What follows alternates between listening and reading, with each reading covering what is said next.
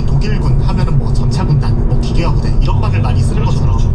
이 독일군의 기계화 비중은 정말 높았거든요. 군용차의 종류도 다양했고 이 3륜 오토바이 뭐 이런 것도 있었고요. 이 기동성을 정말 중요시 생각했고 이 부분도 익숙하게 봤다고 해요. 네. 그래서 1940년대 이 연합군이 덩케르크에서 철수한 1940년에 미 국방부가 자동차 회사들을 다 불러모읍니다.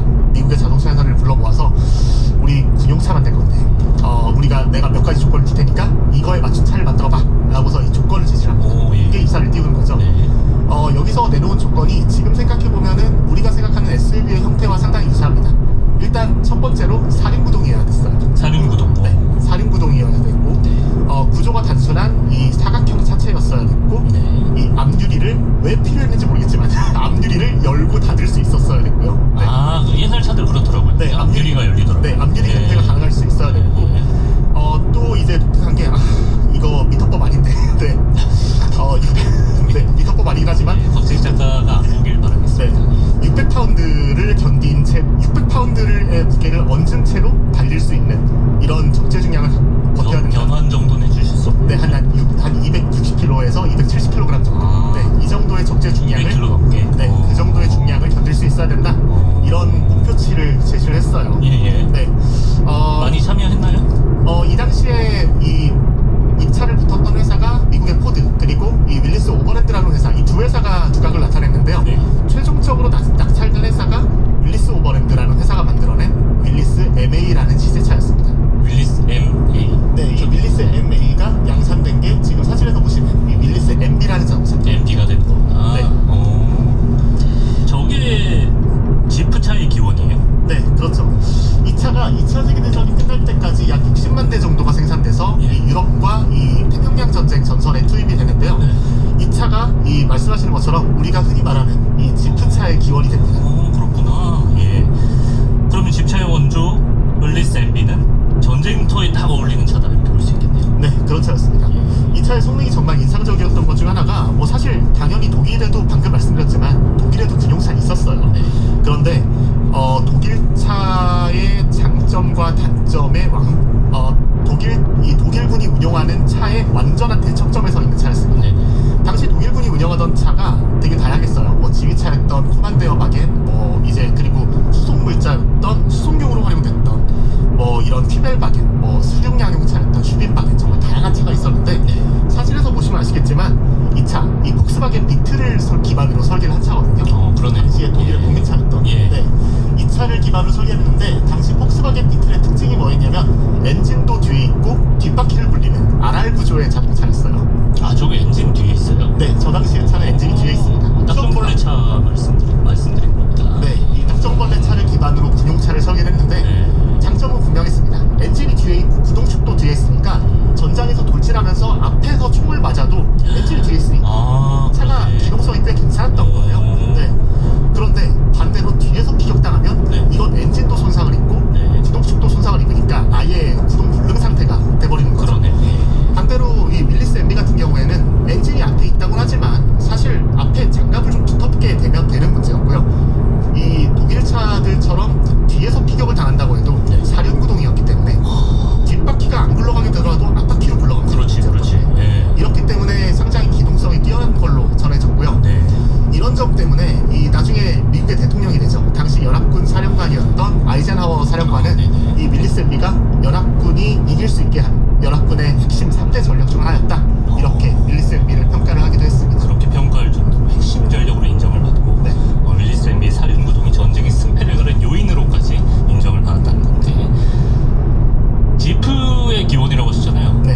우리가 이제 집차라고 하는 네. 지프라는 말은 어디서 시작된 겁니까? 이 지프라는 말에 대해서 정말 여러 가지 기원이 있어요. 당시 군용차를 이 군인들은 GP, 제너럴 퍼포스라고 불렀다고 해요. 이 GP라는 말이 GP에서 뭐 지프가 됐다 뭐 이런 전 약간 이해가 안 되지만 뭐 네. 그런 이 약간 썬킴 선생님 스토리텔링을 좋아한다더니 그 느낌 약간 났어요. 저 이렇게 약간 점점- GP 네, 저 방금 전에 사실 2001년으로 돌아간다고 해야 될 때 타임머신 켜야 될까? 약간 예, 자신감 있게 하세요. 다 받아들입니다. 알겠습니다. 예. 네, 그런 설이 있었고요. 네. 또 하나는 그 당시에 유행했던 애니메이션 중에 뽀빠이라고 있었는데 뽀빠이. 네, 예. 아시죠? 시금치 먹는 뽀빠이. 네. 예. 사실 이거 알면 이젠 저희 건강검진 받아야 될 나이긴 한데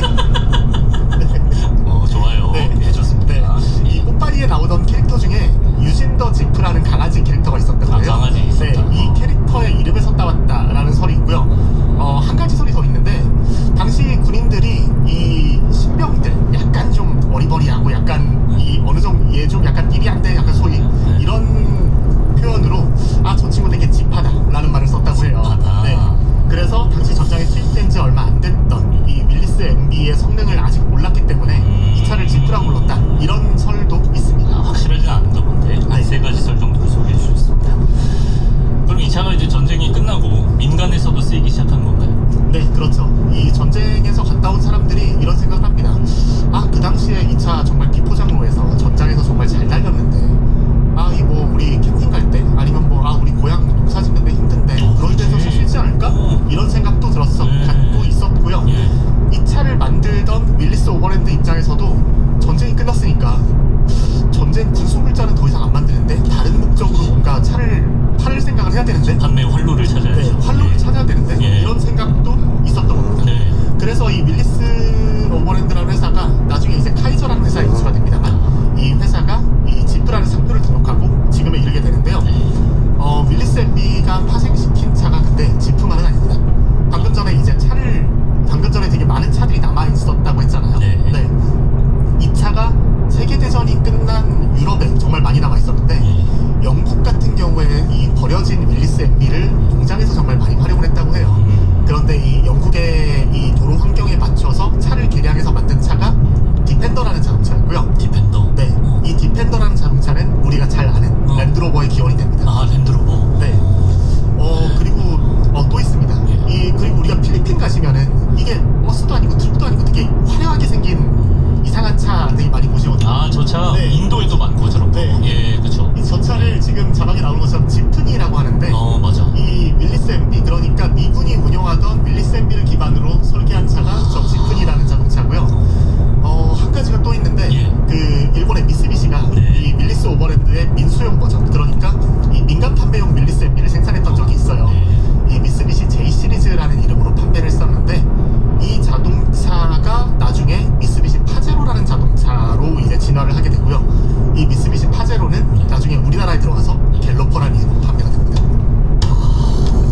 갤로퍼까지 이어져. 윌리스 MB가 정말 이 후손이 많은 거예요. 네. 그쵸. 후손이 진짜 그 SUV계 시조 느낌이네요. 네, 그래서 실제로 지프는 이 자신들의 브랜드 슬로건을 얘기를 할 때 모든 SUV의 시작이라는 표현을 쓰기도 합니다. 말 됩니다. 네. 과언이 아닌 것 같아요. 그러네요. 이 얘기 나온 김에 그 윌리스 MB처럼 전쟁이 그 자동차 역사에 영향을 준 부분이 되게 많을 것 같거든요. 그렇죠. 특히 어떤 부분이 그럴까요? 네, 일단 대량 생산이라는 게 정말 무시할 수 없는 영역 중에 하나잖아요. 전쟁의 특성 중 하나를 생각해 본다면은 지금 당장 엄청 많은 물자를 아주 신속하게 만들어내야 된다, 이런 특징이 있는데, 이런 점들 때문에 자동차 생산 구조 자체에 많은 영향을 미치기도 합니다.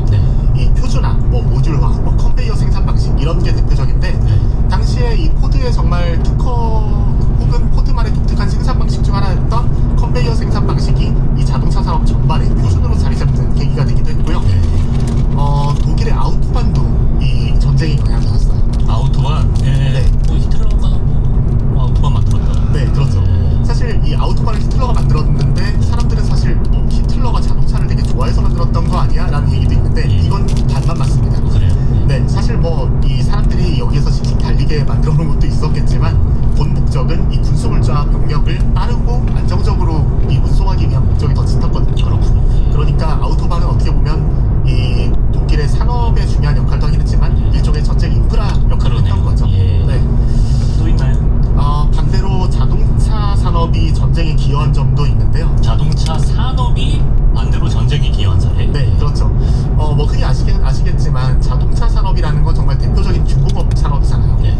이렇다 보니까 전쟁이 나면은 대부분의 자동차 회사들은 이 군수 생산 시설로 전환이 됩니다. 네. 이렇다 보니까 이 미국의 크라이슬러나 포드 같은 경우에는 미국의 B-29 폭격기를 생산을 하기도 했었고요. 이 영국의 제규어 같은 경우도 이 영국군의 스피드파이어 전투기를 생산을 하는 역할도 했었습니다. 그 외에 일본이나 프랑스, 독일 많은 자동차 회사들의 공장이 군수 생산 시설로 운영이 됐었죠. 네. 특히나 그 프랑스 자동차 회사들 같은 경우에 재밌는 에피소드가 하나 있는데, 프랑스 자동차 회사. 네. 프랑스가 전쟁 초기에 이 독일에 함락되잖아요. 그렇죠. 이러면서 프랑스에 남아있던 자동차 회사들의 행보가 좀 재밌었습니다. 이 프랑스를 대표하는 자동차 회사, 지금도 이제 세 군데가 있는데, 푸조, 시트로엔, 르노, 이 세 군데 회사. 네. 이 회사들의 행보가 다 달랐습니다. 네. 또 어땠나요? 이 푸조 같은 경우에는 이 프랑스가 점령됐다는 소식을 듣고 자신들의 공장을 폭파시켜버려요. 아 저기 나치한테 쓰일까봐 활용될까봐. 네, 우리 생산 시설이 저한테 쓰이는 걸 원하지 않는다 하고 폭파시키고 예. 핵심 기술자들, 경영진들 다 영국으로 도망갑니다. 시트로엔 같은 경우에는 그럴 새도 없이 이제 공장이 이제 독일에 뺏겼는데 좀 소위 말해서 대충 일했다 그래요. 네. 대충이래. 네, 이 독일군의 트러블 납품하는 일을 했었는데 아유 이거 전쟁이라 물자고 하기 힘드네요 하면서 뭐 늦게 주고 침대 축구하듯이. 네, 만드는 것도 막 대충 만들어가지고 되게 고장나기 쉽게 만들어서 주고 이런 나름의 저항을 한 건데. 네, 나름의 소극적인 저항을 했다고 하고요. 르노 같은 경우에는 이 독일군의 전차를 생산하는 공장으로 전환이 됐었는데 이 당시 경영진들이 좀 자치에 적극적으로 가담했다 이런 점에 있어서 경영진들이 이후에 처벌을 받기도 했었고요. 네, 지금까지도 약간 르노가 부끄러워하는 일종의 흑역사로 남아있습니다. 좀 확연하게 구분이 되네. 재밌습니다. 자, 자동차 산업을 관통하는 전쟁의 흔적들까지 이야기를 나눠봤는데요. 우리나라의 SUV 차량이 들어오고 자리 잡은 것도 한국전쟁 이후라면서요. 맞습니다. 이 윌리스 MB가 2차 세계대전에서도 활약했지만 한국전쟁에서도 정말 활약을 많이 했었어요. 네. 그리고 이 윌리스 MB가 유엔군 수송으로 대거 투입된 데에 이어서 이 윌리스 MB의 후속작으로 만들어졌던 카이저 지프도 한국전쟁을 계기로 데뷔를 합니다. 그렇군요. 네. 그리고 이 전쟁이 끝나고 나서 이 차들이 뭐 유럽과 마찬가지로 민간에 대거 불화가 되고 폐차 처리가 될 거잖아요. 이 부품들을 갖다가 모아서 만든 자동차가 좀 발음에 유의해야 되는데 우리가 많이들 예상하시는 시발 자동차가 우리 시발 택시 할 때 배웠었죠. 네, 이 자동차가 윌리스 MB의 부품을 활용해서 만든 자동차였고요. 우리가 흔히 뭐 미군의 군용 지프를 가지고서 뭐 드럼통을 펴서 자동차를 만들었다 뭐 이런 얘기 많이 하잖아요. 여기서 얘기하는 미군의 군용차가 윌리스 MB였고 그렇게 만들어진 자동차가 이 시발 자동차였습니다. 근데 그때는 우리 뭐 도로 인프라 같은 게 엄청 형편없었을 것 같은데. 그렇죠. 사실 뭐 옛날 영상들 보면 막 광화문 한복판 도로도 막 흙받치고 그러잖아요. 비 오면 막 진창되고. 이렇다 보니까 아마 당시에 우리나라 도로를 생각하면 이 시발 자동차는 정말 대단한 존재였을 거예요. 이 진창길이 돼가지고 막 다른 차들은 못 지나가는데 이 차들은 정말 아무렇지도 않게 지나갔을 테니까요. 이렇다 보니까 그 상황에서 SUV라는 거는 저 SUV라는 존재는 어디든 갈 수 있는 차라는 인식이 우리한테 바뀌기 시작했고요. 이렇다 보니까 SUV는 단순한 탈 것을 넘어서 든든한 도구다 이런 인식이 우리한테 기억이 되게 됩니다. 전문가 택시의 역사 편도 보셨나요? 그 부분 정말 재밌게 봤어요. 네. 이렇게까지 감격적인 그 부분 너무 재밌겠네. 그 편에서 시발 택시 역사 보시기 바랍니다. 근데 그런 어떤 든든한 도구 이런 이미지 때문인지 몰라도 옛날에는 SUV를 저 어렸을 때만 해도 SUV라고 안 하고 뭐 지프차라고 하던가 코란도라고 부르기도 하고 이렇게 브랜드명으로 통칭해서 불렀던 것 같아요. 맞아요. 사실 우리 세대 말씀하신 것처럼 우리 세대 생각해보면은 우리 아빠 지프차다? 우리 아빠 지프차다? 맞아. 이렇게 얘기를 하지 우리 아빠 차 SUV야? 옆집 집 차 몰고 다니던데? 그런 얘기 잘 안 했잖아요. 맞아. SUV가 좀 생소했는데. 네, 정말 이 브랜드명이 특정 제품군을 상징하는 케이스가 된 아주 대표적인 사례인 것 같습니다. 그러네요. 네. 그렇다면 국내에서 생산한 최초의 국산 SUV는 어떤 차종인가요? 사실 뭐 시발 자동차에 대해서 말씀을 드리긴 했지만 이 차는 이 미군의 중고 지프 그리고 뭐 이제 폐차된 부품을 조립해서 만든 차였기 때문에 완전 신차였다고 말하기에는 조금 한계가 있고요. 좀 제대로 본격적으로 생산된 건 1969년 신진 자동차 공업이 생산한 신진 지프라는 차로 보는 게 맞을 것 같아요. 그때 신진 지프라고 했구나. 69년에. 네, 이 차도 신진 지프라고 판매가 됐었는데 예쁜데요? 그렇죠. 지금 봐도 꽤 스타일 꽤 괜찮죠. 이 신진 지프가 이 당시 이 윌리스 MB의 명맥을 이어갔던 카이저가 생산한 CJ5라는 자동차를 그대로 조립 생산한 자동차예요. 이 신진 지프는 이후에 우리나라에서 가장 오랫동안 명맥을 유지하고 있는 코란도에 이 전시를 됩니다. 그렇구나. 네, 나중에 코란도로 탈바꿈을 하게 되고요. 이 신진 지프에 기반이 된 CJ5라는 자동차는 나중에 이 지프를 대표하는 오프로더 SUV 랭글러가 됩니다. 어쩐지 제 한때 드림카가 지프 랭글러였거든요. 우리가 좀 끌리더라고. 그렇죠. 비슷한 스타일을 갖고 있어가지고 그러네. 어떻게 보면은 코란도와 랭글러의 조상이 같은 셈인 거죠. 그러네. 우리나라 SUV 계보에도 명차들이 많이 있는 것 같습니다. 그 중에 하나만 꼽으라면 어떤 차를 꼽겠어요? 사실 하나만 꼽기에는 저는 개인적으로 너무 어렵죠. 자신 같군요. 저는 한 세 가지 뽑고 싶습니다. 진짜? 오케이, 세 가지 좋죠. 명차 세 가지. 세 가지. SUV. 방금 앞에도 말씀드렸던 현대자동차의 갤로퍼 그리고 이 쌍용의 무쏘 그리고 기아의 스포티지 이 세 가지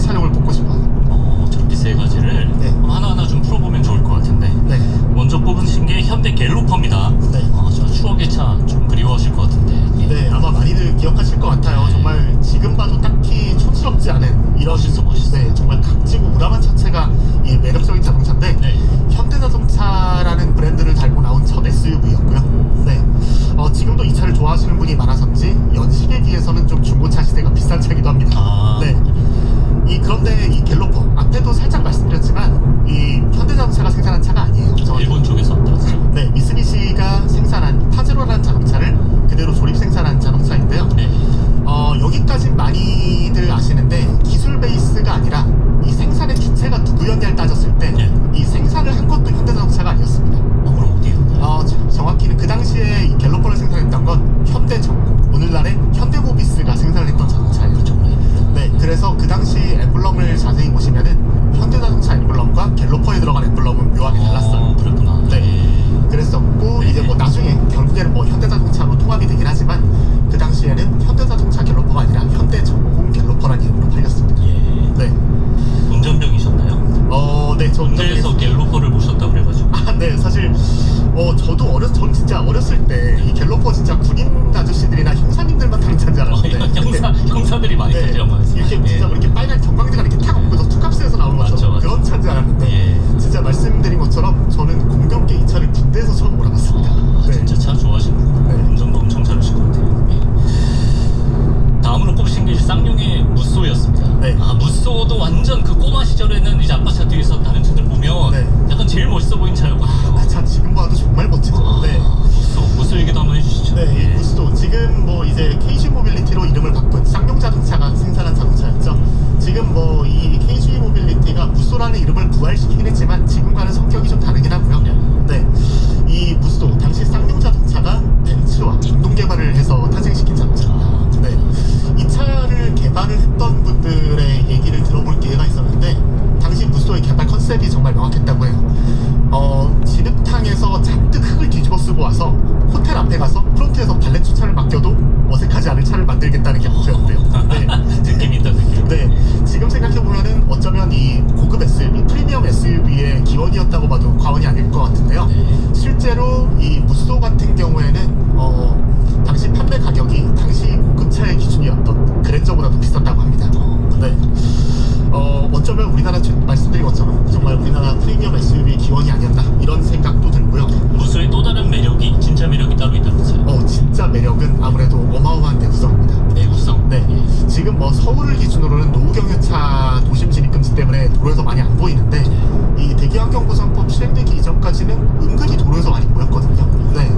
이 SM5와 함께 정말 어마어마한 내구성을 갖고 있는 국산차 중 하나로 꼽히고 있는데 이 차들 정말 흥미로웠던 사례가 하나 있었던 게 당시 한국도로공사가 고속도로 순찰차용으로 무쏘를 썼어요. 그런가요? 네, 그런데 이 무쏘라는 자동차가 정말 인상적이었던 기록을 남겼던 게 1호타 의 정비를 거치지 않고서 100만 킬로미터 주행을 달성한 기록을 세우기도 해서 이 차 내구성 정말 대단하구나.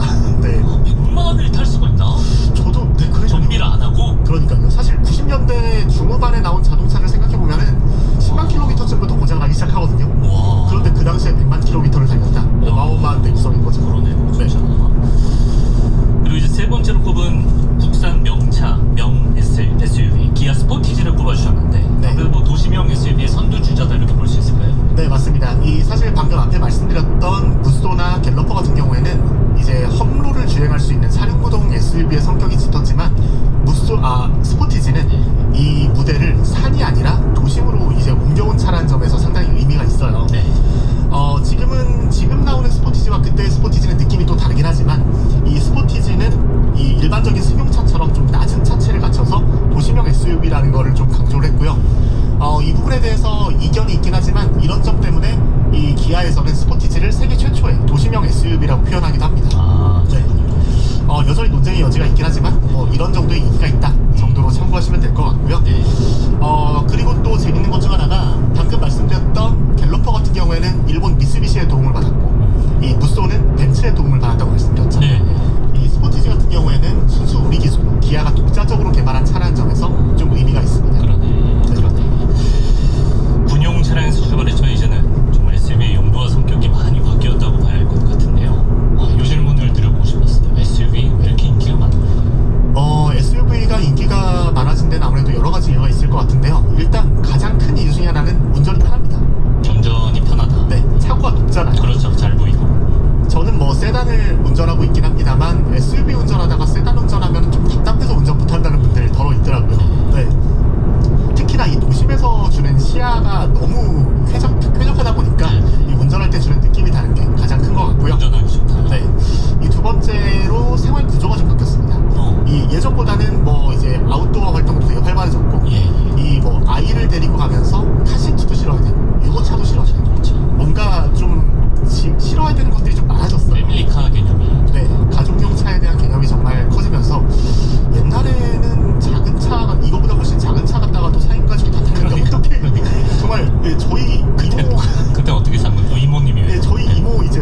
가족이 살고 있었는데 그때마다 외갓집에 모일 때마다 막 티코를 넷이서 타고 왔었거든요. 강원도를.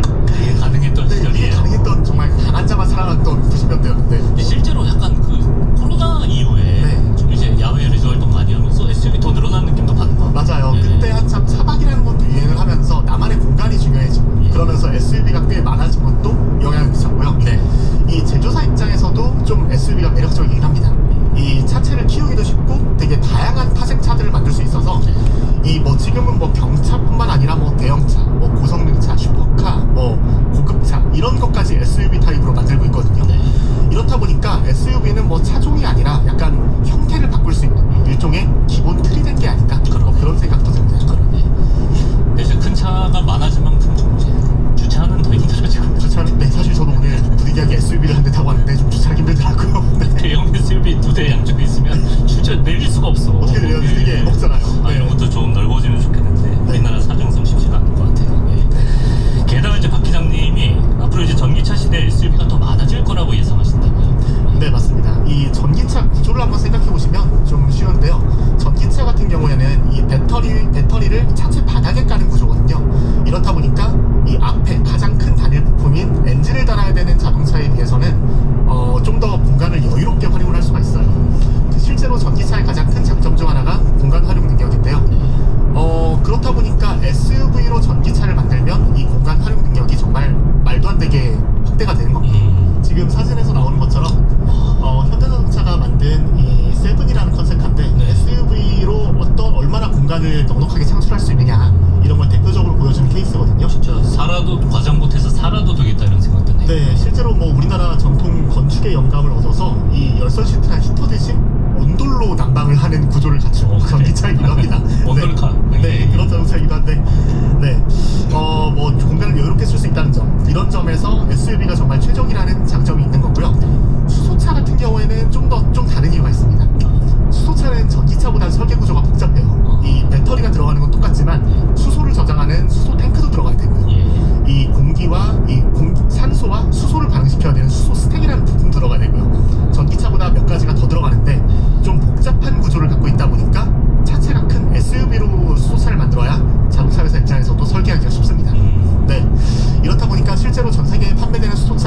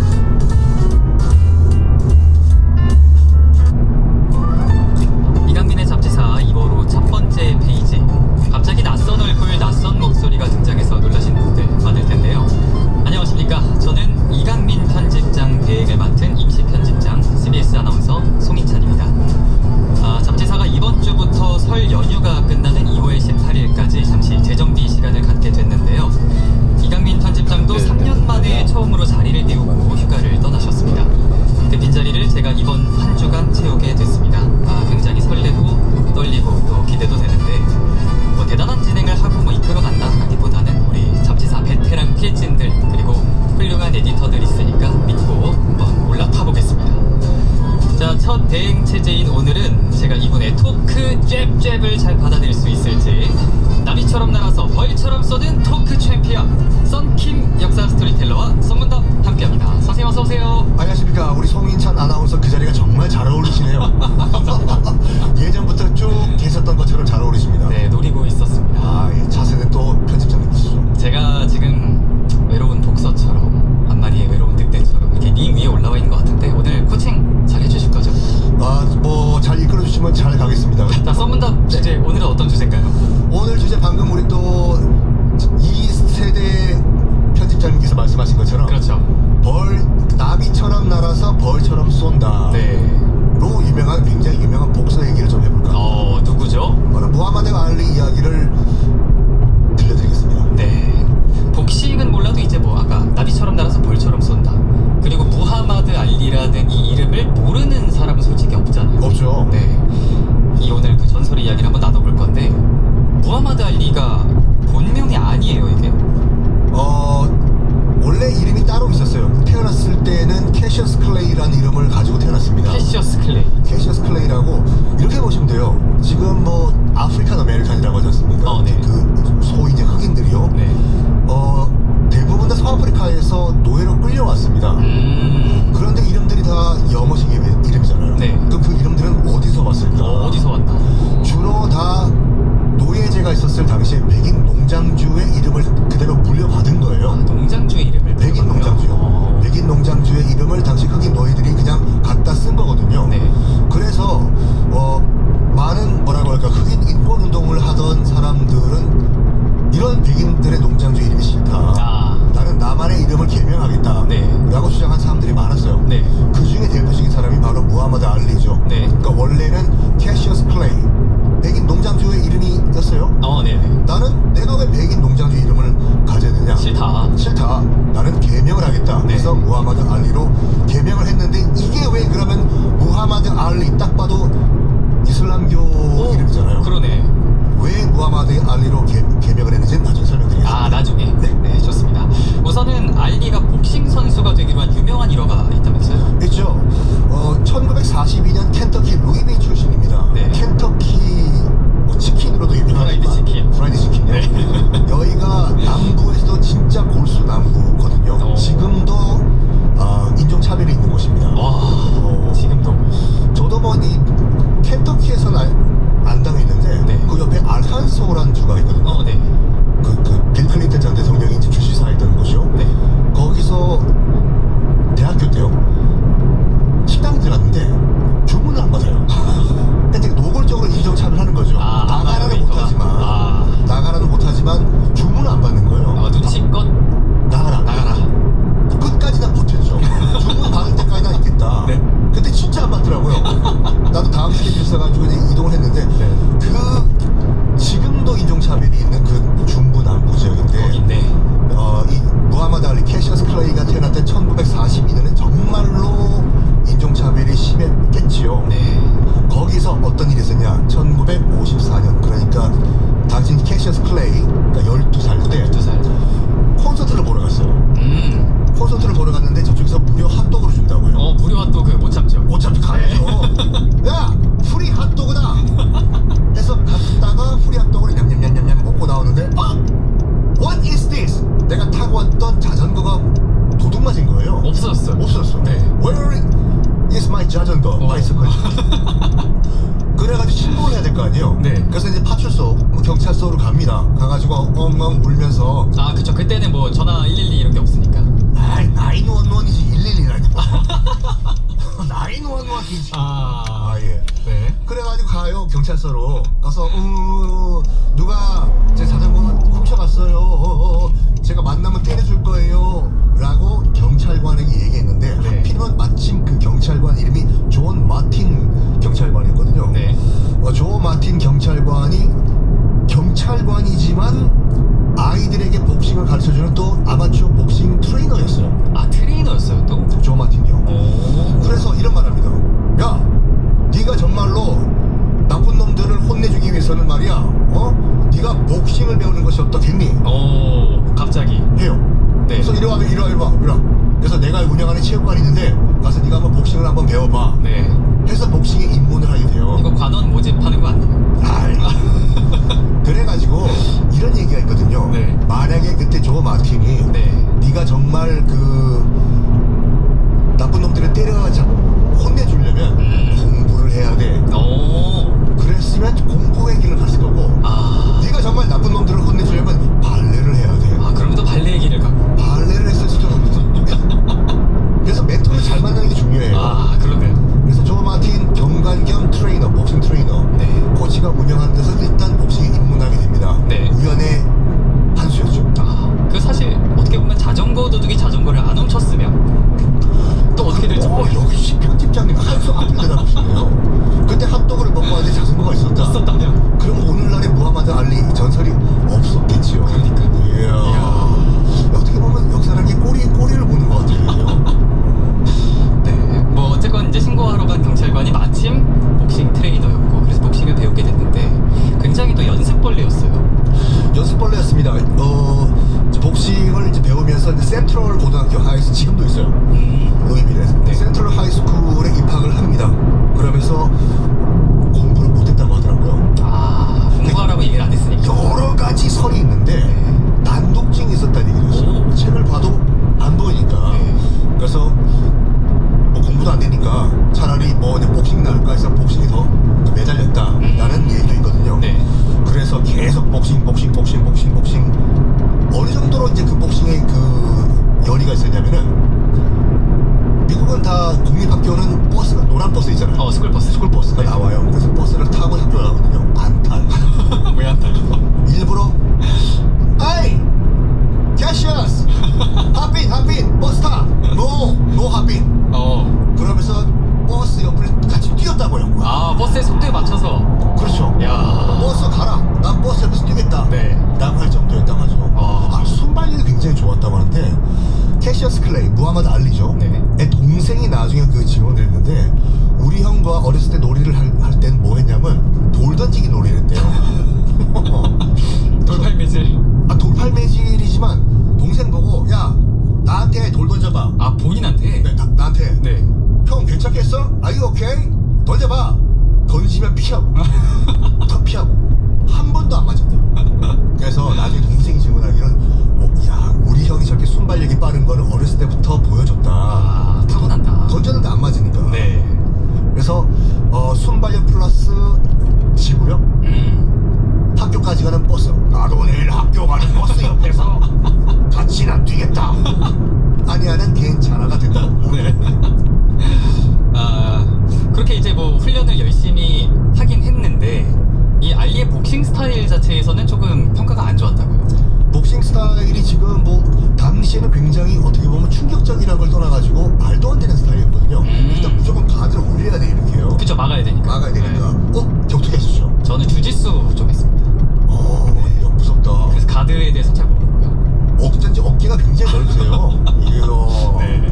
그래서 복싱의 기본은 그러니까 일단 풀스텝이 전진 후진에 가드 올리고 맞고 네. 틈이 보이면 컷, 때리고. 잽 또는 훅 이거거든요. 네. 이거 모든 기본 공식을 다 깼어요 알리는. 오. 일단 가드를 다 내려요. 네. 가드를 내리고 정말로 어떻게 보면 춤을 추듯이 왔다 갔다 그러니까 알리 셔플이라고 하고 셔플 댄스. 알리 셔플. 네네. 딱 가드 내리고 셔플 댄스를 춘다고 하는데 이걸 저희가 동영상을 준비했지만 저작권 문제 때문에 저희가 네. 틀 수가 없다고 해요. 그래서 직접 그러니까 보여주신다고요? 우리 편집장님이 같이 하기로 했어요. 일어나셨네. 가드 내리고 가드 내리고.